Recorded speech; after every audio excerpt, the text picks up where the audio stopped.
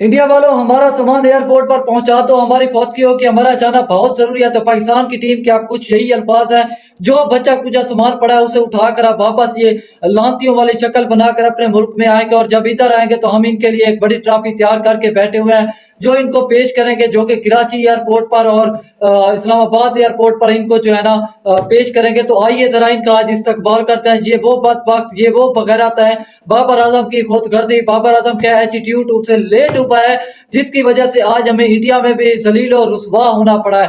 अब हमारा ये आलम हो चुका है, हम इंडिया वालों को कह रहे हैं कि हमारा सामान पैक कर दो, हम अपने बच्चे क्या खिलाड़ियों को कह रहे हैं कि हमारा सामान पैक कर दो, हमें वापस जाना है, हमारे घर में फौत की हो गई है, हमें वहां जाना। असल में ये फौत की खिलाड़ियों के दिलों में हुई है, जो कि 22 करोड़ आवाम के साथ खेलकर वापस आ रहे हैं। अगर इनकी तनख्वाहें देखी जाए तो पीसीबी ने जब वर्ल्ड कप से पहले टीम सिलेक्शन करनी थी तो इन लोगों ने दबाव डाला था कि अगर आप हमें सेंट्रल कॉन्ट्रैक्ट नहीं देते तो हम लोग कभी भी वर्ल्ड कप नहीं खेलेंगे। अब ये लोग आ रहे हैं कि कह रहे हैं कि हमसे जी परफॉर्म नहीं हो रहा, हमने इतनी बुरी क्रिकेट नहीं खेली। तो मुझे बताओ, तो आपने कैसी क्रिकेट खेली है, जरा बताओ। जलील इंसान, इनको अब हम क्या करें? सारा काम बाबर आजम की खुद गर्जी में ले डूबी है, अब लेक डूबी है। खुश होके जा रहे हैं कि जब पूरी टीम सिलेक्शन गलत थी, हर एक प्लेयर ने कहा कि हमारी सिलेक्शन गलत है, गलत है, गलत है। हर जर्नलिस्ट ने कहा, आपसे बंदे ने कहा, मुझ जैसे नाचीज बंदे ने कहा कि हमारी सिलेक्शन गलत है। तो इस लाती ने क्या जवाब दिया कि हम आपको जो है ना मैदान में जवाब देंगे। अब इनके पास टीम पूरी नहीं हो रही, प्लेइंग 11 नहीं खिलाई जा रही, बार बार एक ही प्लेयर को चेक करके वहीं उनको घुसीट के वहां पर लेके आ रहे। रिजर्व दिया गया तो एक ही रिजर्व इन्होंने सही तरह से इस्तेमाल। अब भी मुझ जैसे कोई ऐसे ढीठ लोग होंगे जो आप भी टीवी खोल के बैठे होंगे और देख रहे होंगे कि हम लोग चेज कर जाएंगे। कैसे चेज कर जाएंगे, बताएं जरा। 338 लगवा दिए हैं, और ये जो टारगेट है 6.2 ओवर्स में आप करना, इनका बाप भी आप नहीं कर सकता।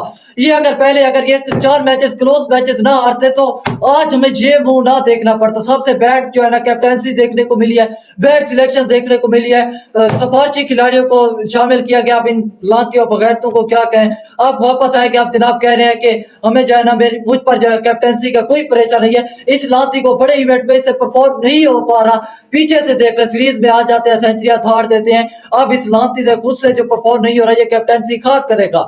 तो ये वो बगैरत है जो टीम को लीड करके गया था और ना कपवा के वापस आ रहा है। ये वो वर्ल्ड कप था जिसको हम अपनी मर्जी से यूज कर सकते थे, खेल सकते थे, कम से कम सेमीफाइनल तक तो जाते नहीं गए।